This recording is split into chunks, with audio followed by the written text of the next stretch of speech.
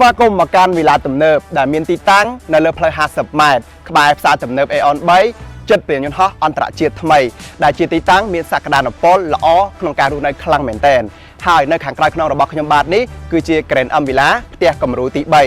ឡូវនេះយើងបានរៀបចំតុបតែងដាក់គ្រឿងសង្ហារឹមហើយផ្នែកខាងក្នុងមានភាពស្រស់ស្អាតខ្លាំងមែនទែនចង់ឃើញអត់ថាផ្នែកខាងក្នុងមានភាពស្រស់ស្អាតកម្រិតណាតោះទៅទស្សនាទាំងអស់គ្នាជាមួយនឹងខ្ញុំឥឡូវនេះ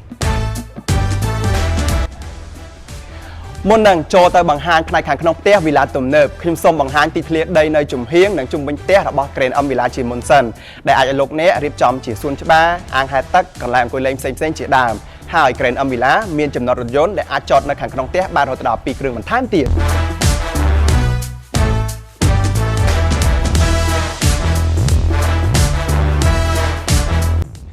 ឥឡូវនេះខ្ញុំចូលមកដល់ផ្នែកខាងក្នុងផ្ទះនៃវីឡាទំនើបរបស់យើងហើយនៅជាន់តដីគឺមានកន្លែងអង្គុយទទួលភ្ញៀវមួយដែលមានទំហំធំទូលាយអាចទស្សនា TV លក្ខណៈ Family ដោយក្តីរីករាយទី2គឺជាកន្លែងអង្គុយញ៉ាំអាហារដែលមានទំហំធំលោកអ្នកអាច set up តុកៅអីតាមតម្រូវការសមាជិកគ្រួសារជាក់ស្ដែងបានទី3គឺជាកន្លែងចម្អិនម្ហូបអាហារដែលមានការខណ្ឌចែកចង្ក្រានស្ងួតមួយនិងសើមួយបានយ៉ាងល្អ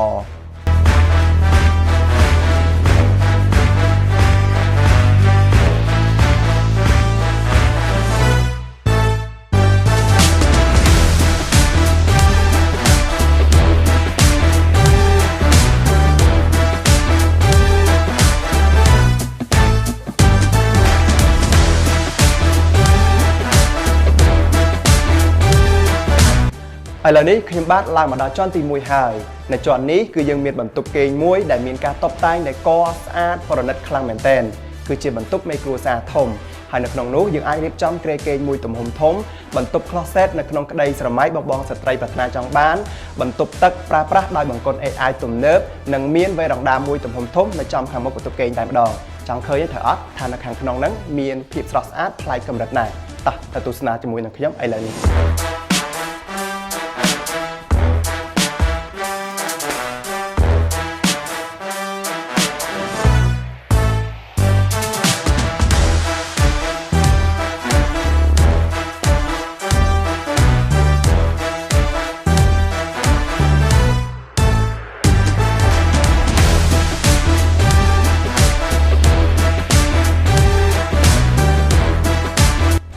ឥឡូវនេះខ្ញុំបាទឡើងមកដល់ជាន់ទី2ហើយនៅជាន់ទី2នេះពិសេសខ្លាំងមែនទែនមានបន្ទប់គេងរហូតដល់3ហើយនៅក្នុងនោះមានការ design mode decor ស្អាតប្លែកពីគ្នាម្យ៉ាងម្នាក់តោះឥឡូវនេះ